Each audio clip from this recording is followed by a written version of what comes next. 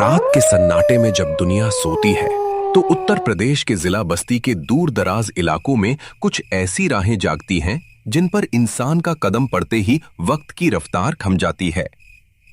आसमान में चांद आधा था पर उसकी रोशनी मटमैली थी, जैसे उसे किसी ने राख से ढक दिया हो।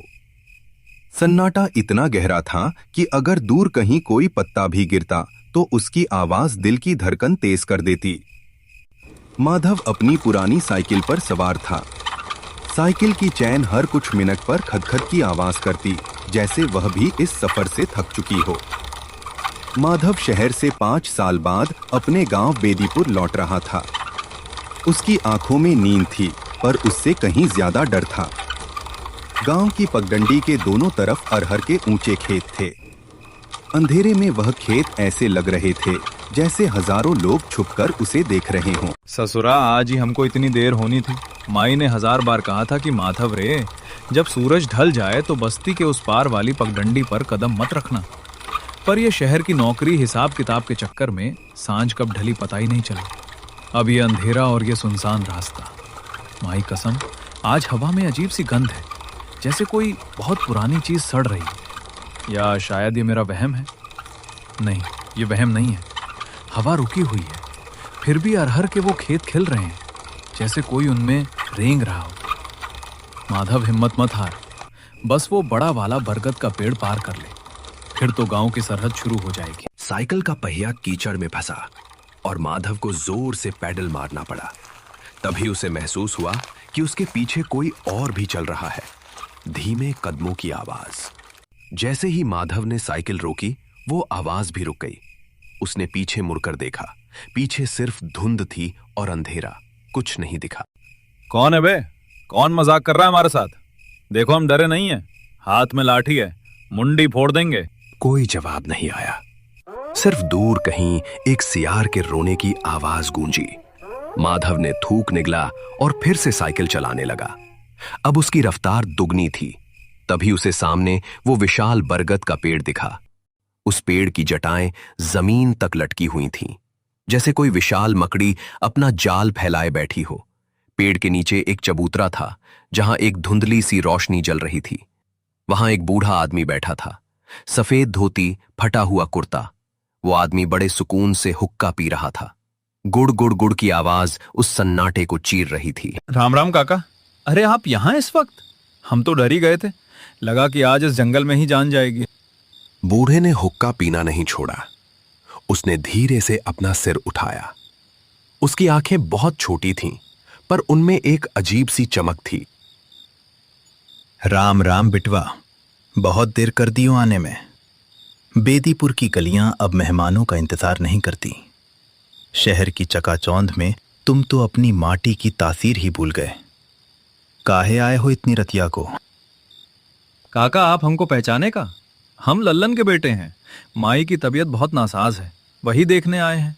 पर आप यहाँ अकेले क्या कर रहे हैं? गांव के लोग तो कहते हैं कि इस बरगद पर। बिटवा, भूत प्रेत तो उनके लिए होते हैं जो जिंदा होने का गुमान करते हैं। हम तो यहां बरसों से बैठे हैं, इसी चबूतरे पर, इसी धुएं के साथ। तुम डरो मत, पर एक बात गांठ बांध लो, यहां से आगे का रास्ता सीधा नहीं है। गांव की चौखट तक पहुंचने के लिए तुम्हें 3 मोड़ मिलेंगे। चाहे जो भी सुनाई दे, चाहे कोई भी पुकारे, पीछे मुड़कर मत देखना। अगर पीछे मुड़े तो समझो कि तुम बेदीपुर कभी पहुंच ही नहीं पाओगे।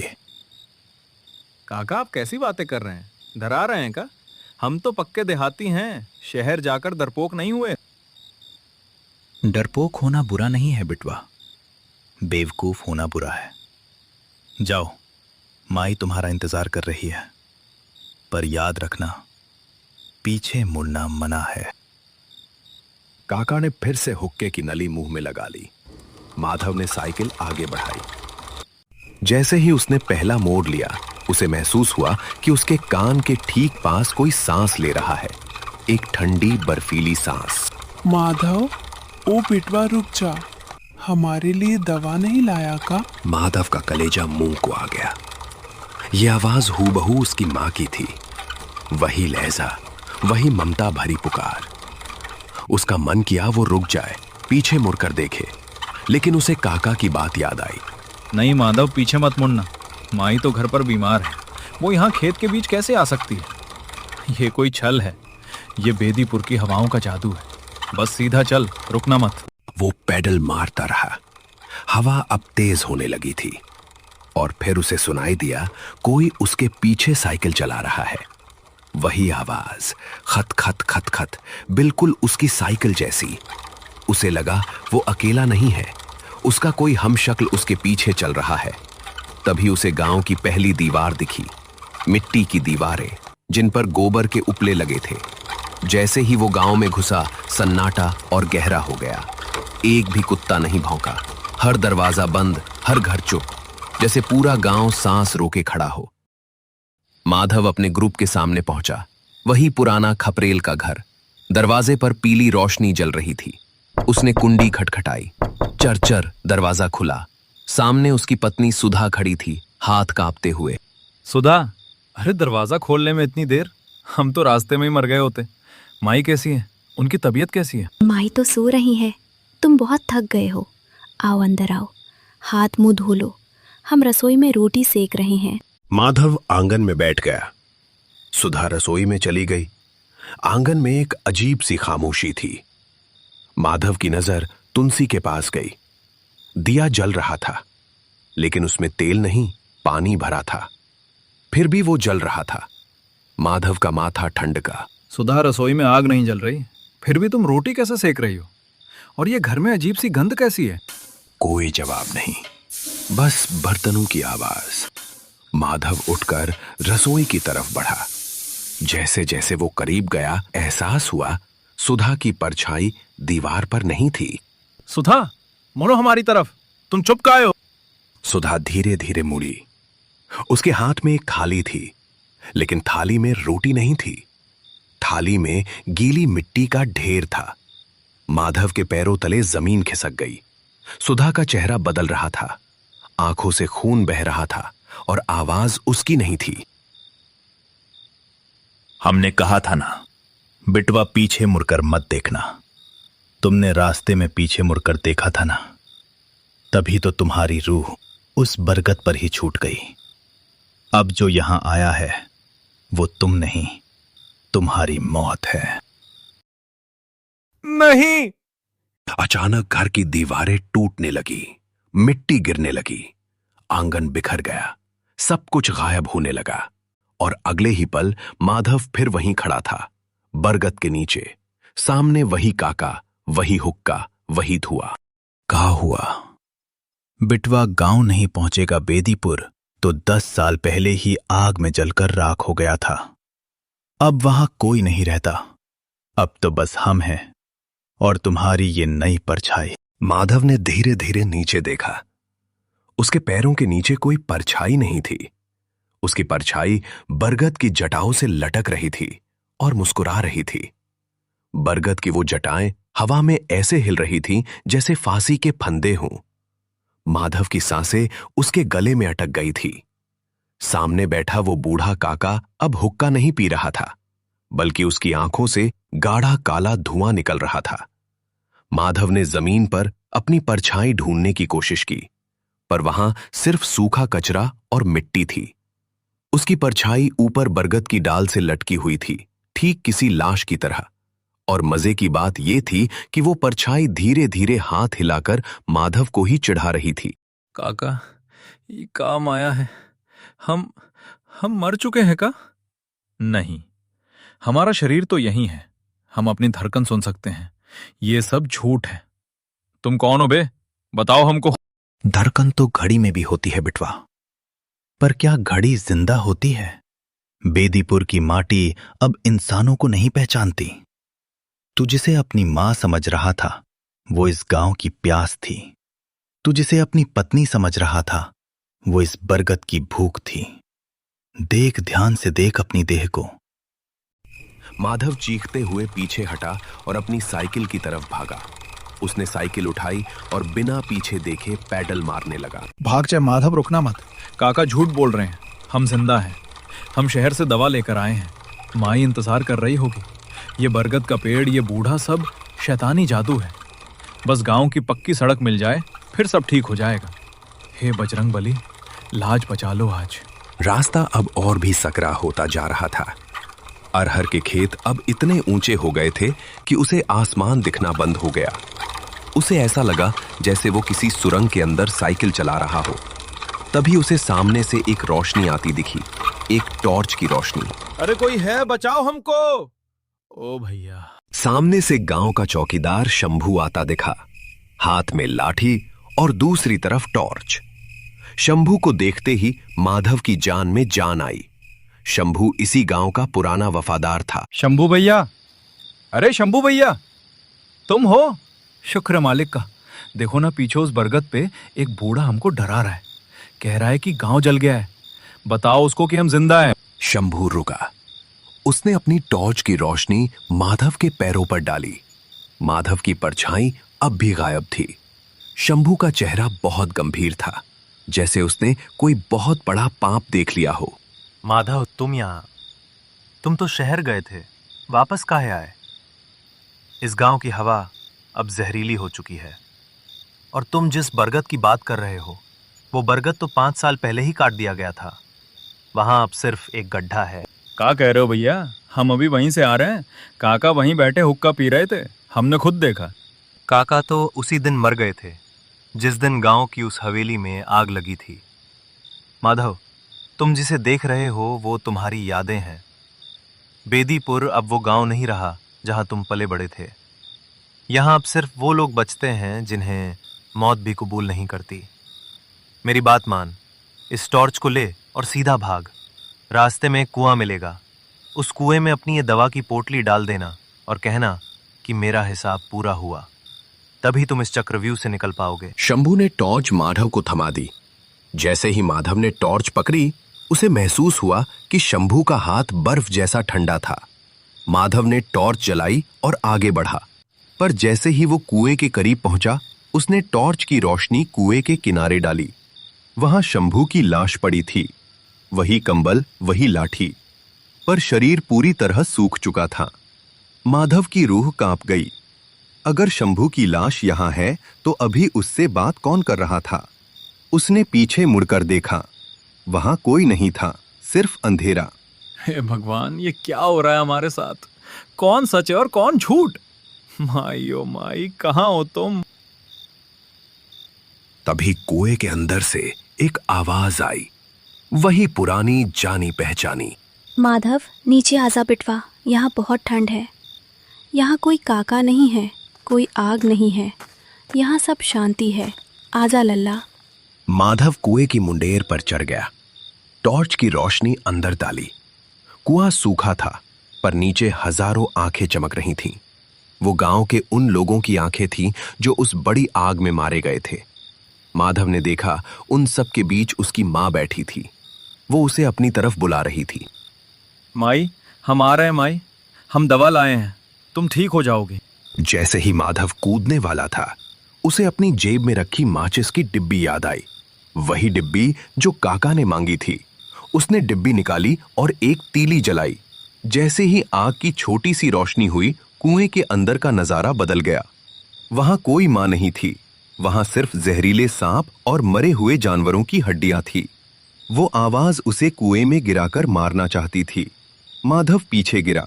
उसे समझ आ गया, इस गांव का हर कोना, हर आवाज, हर इंसान उसे मारने पर तुला है। वो उठा और अपने घर की तरफ भागा। उसे लगा शायद उसके घर की चौखट ही उसे बचा सकती है। जब वो अपने घर के पास पहुंचा तो देखा घर पूरी तरह जल चुका था। सिर्फ काली दीवारें खड़ी थीं। घबराल टूटकर जमीन पर बिखरे थे, पर अंदर से एक लोरी सुनाई दे रही थी, वही लोरी जो उसकी माँ उसे बचपन में सुनाती थी। नहीं, ये माया है, ये सब झूठ है, हम यहाँ नहीं रुकेंगे। वो घर के अंदर घुसा।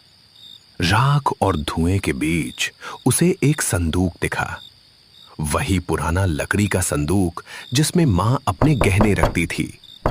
संदूक से खटखटाने की आवाज आ रही थी। खोल दे माधव, हम घुट रहे हैं, खोल दे बिटवा। माधव के हाथ कांप रहे थे, फिर भी उसने ताला तोड़ा। जैसे ही संदूक खुला, अंदर से कोई इंसान नहीं निकला, बल्कि काले धुएं का गुबार निकला, जो धीरे धीरे माधव के शरीर को लपेटने लगा। माधव की सांस अटकने लगी। उसे लगा उसकी आवाज छीनी जा रही है। उसके हाथ पैर पत्थर बन रहे हैं। तभी दीवार पर एक परछाई उभरी। वो उसकी अपनी परछाई थी, जो बरगद से भागकर यहां आ गई थी। उस परछाई ने माधव का गला पकड़ लिया। अब तू मेरी जगह रहेगा माधव, और मैं तेरी जगह शहर जाऊंगा। मैं जिंदा रहूंगा और तू इस बेदीपुर की धूल बनेगा। माधव की आंखों के सामने अंधेरा छाने लगा।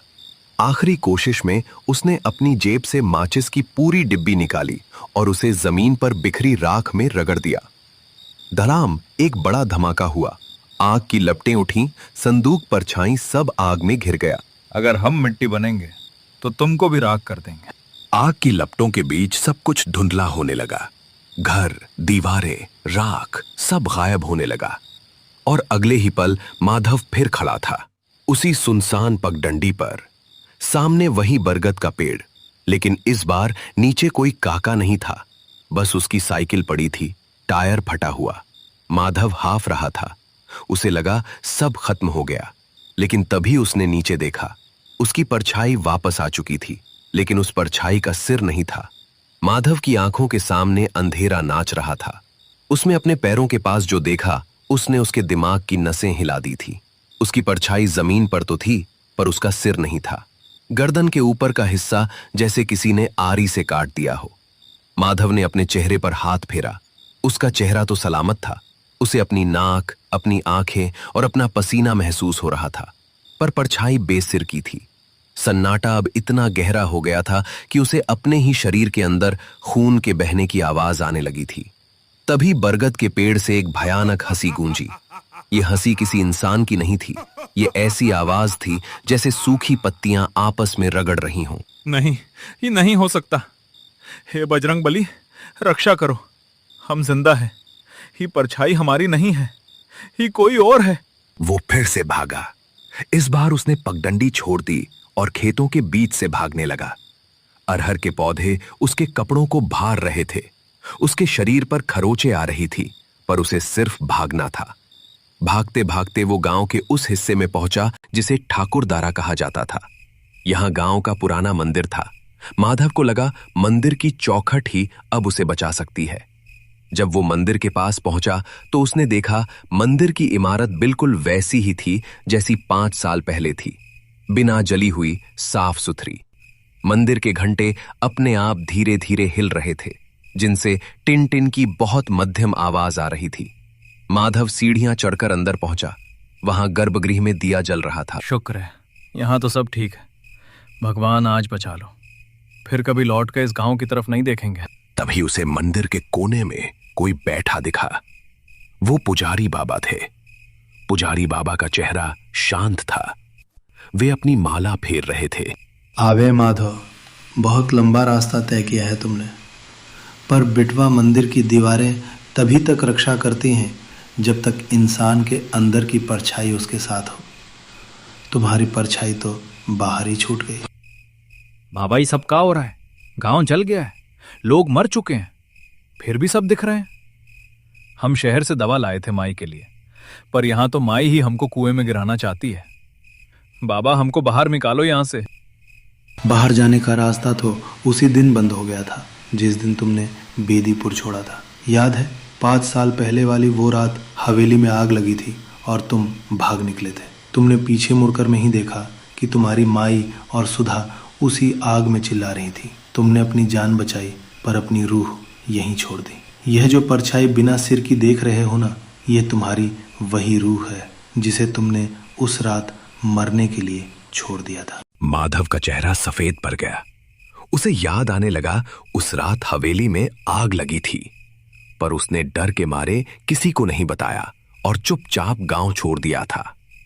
उसने शहर जाकर झूठ बोला कि उसका परिवार बीमारी से मर गया। बेदीपुर एक गांव नहीं है माधव, यह एक दर्पण है। यहाँ वही आता है जिसका हिसाब बाकी हो। तुम्हारी माई और सुधा यहाँ नहीं है, वे तो कब की राख हो गई।